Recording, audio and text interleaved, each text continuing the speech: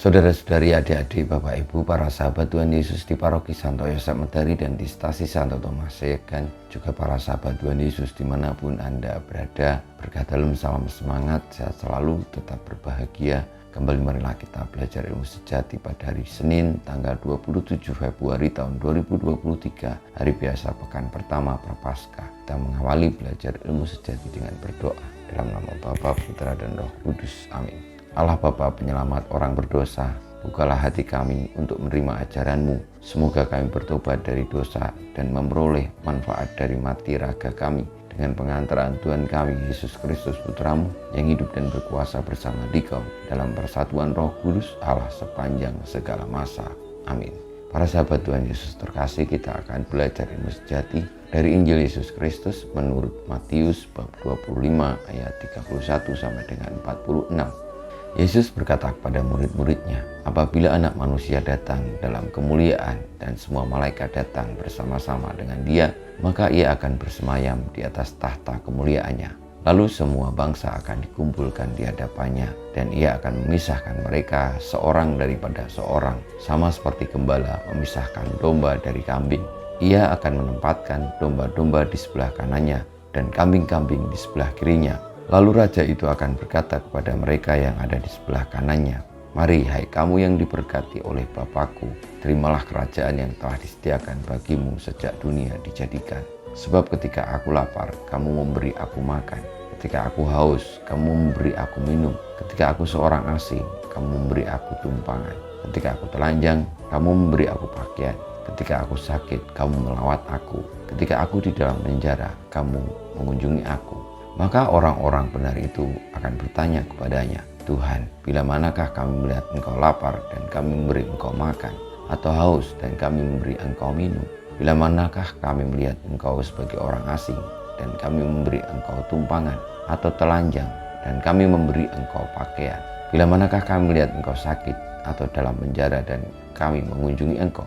Maka raja itu akan menjawab mereka, aku berkata kepadamu, sesungguhnya segala sesuatu yang kamu lakukan untuk salah seorang dari saudaraku yang paling hina ini, kamu telah melakukannya untuk aku.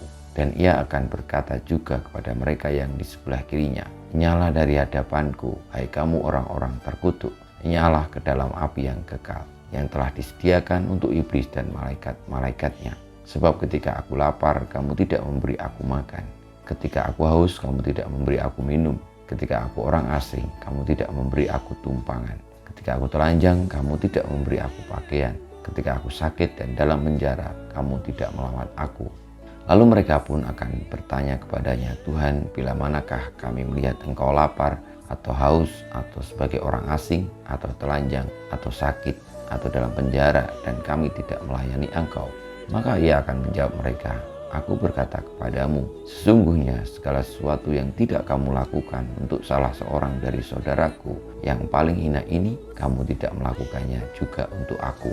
Dan mereka ini akan masuk ke tempat siksaan yang kekal, tetapi orang benar masuk ke dalam hidup yang kekal. Demikianlah sabda Tuhan, terpujilah Kristus.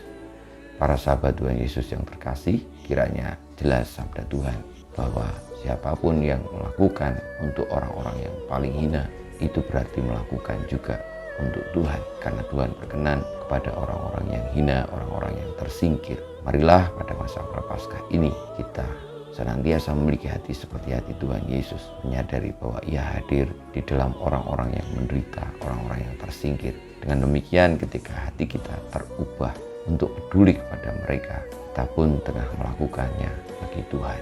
Kita mohon berkat Tuhan, semoga hati kita penuh kasih kepada Tuhan melalui perbuatan kasih kepada orang-orang yang menderita, tersingkir, dan yang tidak beruntung. Kemuliaan pada Bapa dan Putra dan Roh Kudus seperti pada permulaan sekarang, selalu dan pada segala abad. Amin.